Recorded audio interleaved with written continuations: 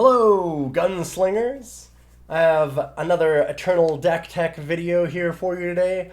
This one, as usual, is not going to be super competitive. We're going to be having a lot of fun with this one, maybe even more so than normal. I had a desperate plea on YouTube from Dan Laurel, who really wanted me to show off a deck that was about trying to take infinite turns. And while I didn't use Dan's deck directly, I did use it as a jumping off point. So what they wanted to do was use Messenger Hawk and Soul's Rest. And what you would do is you'd use Messenger Hawk to copy Soul's Rest. Soul's Rest would then give you, you draw another Soul's Rest, you can decimate it, put the Messenger Hawks back in your hand, use Messenger Hawk to copy other Soul's Rests, and just kind of keep them going forever and ever and ever and ever. That is not easy to set up, as you might be surprised to learn, because you're going to need a couple of Hawks and you're going to need a couple of Soul's Rests. You need a lot of things to let that start happening. But if you manage to hold on for long enough, it is kind of inevitable. If you can get a Crownwatch Press Gang, you buy yourself a Hawk, you use the Hawks to make some more Hawks, you can buy a bunch of them, and then when you get a Soul's Rest in hand, suddenly you just slam a bunch of Hawks in a row, get this Soul's Rest online, and then Soul's Rest, boom, get them all back to hand, take your next turn, and you have a very high chance of drawing more of them, especially with Wisdom of the Elders, Forbidden Research, things like that. So, how are we winning? How are we setting all of this up? Okay, so obviously we've got the Messenger Hawk, we've got the Soul's Rest, we've got Crownwatch Press Gang to grab ourselves Hawks out of the deck.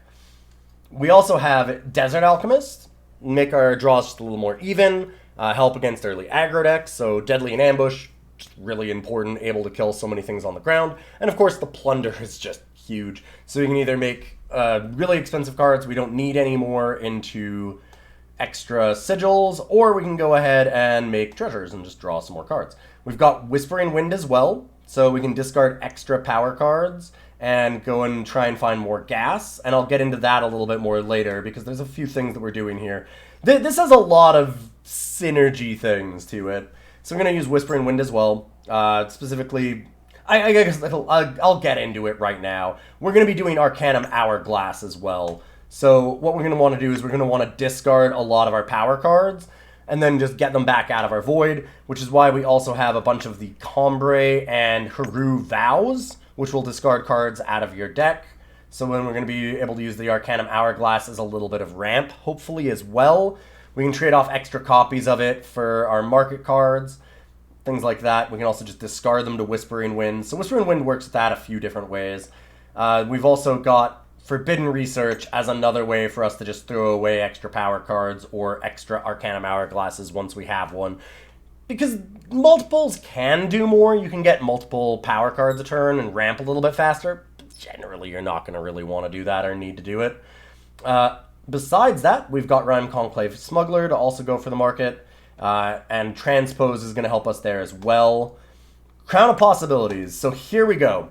This is a little bit of the meat of potatoes, because we can get the infinite turns, and that was something that I saw with Dan's deck. It's pretty similar to this, but something that I noticed that it kind of struggled with a little bit was actually killing somebody, because most of your ways to kill would be Crownwatch Press Gang, which a 3-3 is not necessarily enough to break through some boards, especially because we're going really, really long game. So how do we do it? Well, Crownwatch Press Gang plus Messenger Hawk is already just kind of a cool thing to do.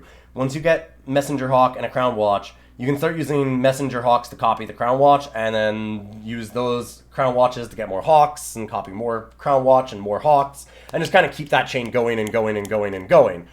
Crown of Possibilities means that as you draw these, they're going to get more and more skills, and you can kind of just keep on adding on to that, same with the Hawks themselves.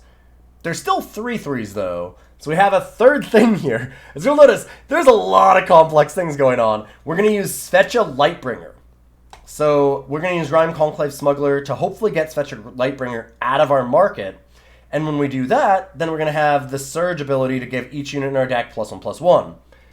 That's going to make these larger and larger, and we can always buy these back with things like Lumen Reclaimer later as well. And then, of course, it's going to be really good to buy them back with Lumen Reclaimer too, because, hey, Crownwatch Press Gang does in fact have Destiny as well, right? So putting them back into our deck, we're going to be able to get a bunch of Destiny Crownwatch Press Gangs and be able to go off that way. So there's a ton of different things that we can do there. It's very, very hard to do all of these things. There's a lot of synergy things going on here, but I think if we can pull it off, it'll be pretty sweet. Besides that, basically the rest of it is either ways to keep ourselves alive or ways to draw extra cards. So we've got Wisdom of the Elders, we've got Forbidden Research. We already went over Forbidden Research a little bit of, being able to discard extra copies of things that we don't need, specifically stuff like power cards or like an extra Arcanum Hourglass. Sometimes extra Messenger Hawks, because you can really fill up on them, especially once you start copying them and drawing a bunch with the Crownwatch Press Gang. You only need a few. Then we've also got the Harsh Rule, which is just going to let us stay alive. So when we're in trouble, we're just going to want to hit that reset button. And then in our market, we have similar things. So Pristine Light, keep us alive. Avigraft, keep us alive. And then, of course, we've got the Lumen Reclaimer and the Svetya, which we already went into. And if we're having trouble getting enough power, we might be able to surge enough that Worldpyre is useful. So if we can't Soul's Rest Decimate right away, we can use the Worldpyre instead to get extra Soul's Rests online. Do things like that. So we'll be able to do some Worldpyre shenanigans instead. And should be very interesting. We can kind of ramp a lot with that Worldpyre and see what we can do there. It is certainly a deck. I wanted to try it out, though.